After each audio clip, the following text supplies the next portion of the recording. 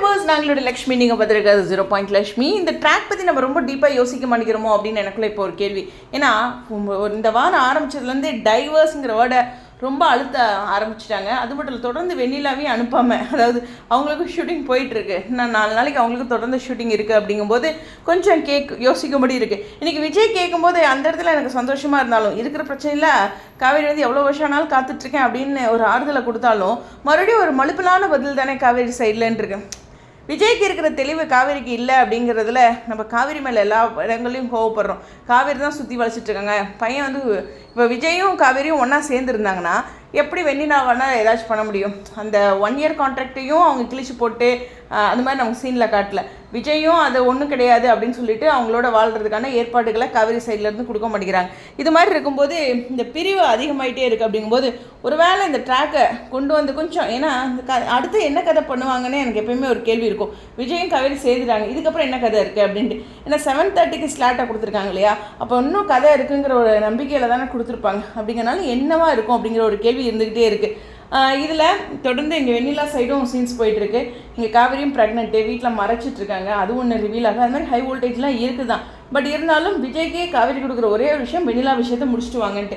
But இந்த இதில் இவங்களோட பிரிஞ்சு இருக்கும்போது அது ஆகிற மாதிரியும் தெரில. அதே சமயம் சாரதமாக செம்ம ப்ரெஷர் கொடுக்குறாங்க இந்த பக்கம் டைவர்ஸ் அப்படிங்கிற ஒரு மூவில். ஸோ கொஞ்சம் டைம் எடுத்துக்கலாம். அப்படிங்கும்போது மறுபடியும் அந்த எப்படி சொல்கிறது, ஹவுஸ் ஓனர் எல்லோரும் வீட்டுக்கு வந்து கேட்கும்போது அப்படிங்கிறது ஒன்று அவங்களுமே சொல்கிறாங்க, நீ போய் சேர்ந்து வாழ்றனால வாழு அப்படிங்கிற ஒரு வார்த்தையும் சொல்கிறாங்க தான்.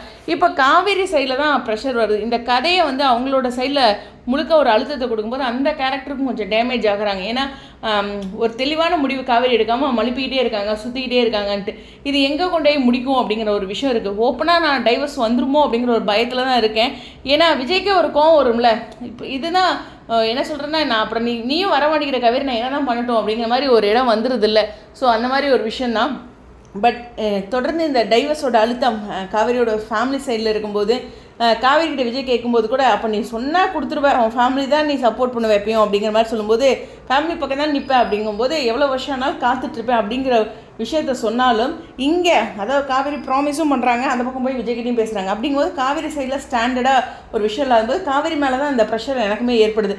அஃப்கோர்ஸ் எல்லாருக்குமே காவேரி பிடிக்கும். ஆனால் அவங்க ஒரு தெளிவான முடிவில் இல்லை அப்படிங்கிற மாதிரி இருக்குது. ஃபைட் பண்ணாமல் ஒதுங்கி போய் இவ்வளோ பிரச்சனைலேயே அப்பலாம் பிஸ்னஸ் அப்படிங்கிறது தேவையே இல்லாத ஒரு விஷயமாட்டு தான் தெரியுது. ஏன்னா இதுதான் லைஃப் தான் முக்கியம். இதை சரி பண்ணிவிட்டு கூட இன்னும் 1 வாரம் கழிச்சு அது அப்படியே பிஸ்னஸ் பண்ணலாம். ஸோ இந்த மாதிரி ப்ரெஷர்லேயும் அவங்க அங்கே போய் உட்காந்துருக்காங்க. அப்படிங்கும்போது கதைப்படி அவங்க மேலே எனக்கு வருத்தம் ஏற்பட்டிருக்கு. ஸோ பார்ப்போம். நீங்கள் என்ன நினைக்கிறீங்க? டைவர்ஸ் ட்ராக் போகும்னு நினைக்கிறீங்களா? அது மாதிரி ஏதோ ஒரு அடித்தளம் போட்டுகிட்டே இருக்க மாதிரி இருக்குது. தொடர்ந்து அந்த சீனவே வலியுறுத்திட்டு இருக்காங்க அப்படிங்கிறனால. எனிவேஸ், ஏன்னா அவங்க வெண்ணிலா வந்து பேசுறதுக்கு முன்னாடி இவங்க அந்த டிஸ்கஷனில் இருந்தாங்க. வெண்ணிலாவும் அதே வந்து தான் பேசுகிறாங்க. அதே மாதிரி காவேரிட்டையும் அவங்க தனிப்பட்ட முறையில் பேசியிருக்காங்க. இன்றைக்கி விகாவும் அந்த டாபிக் எடுத்து பேசுகிறாங்க.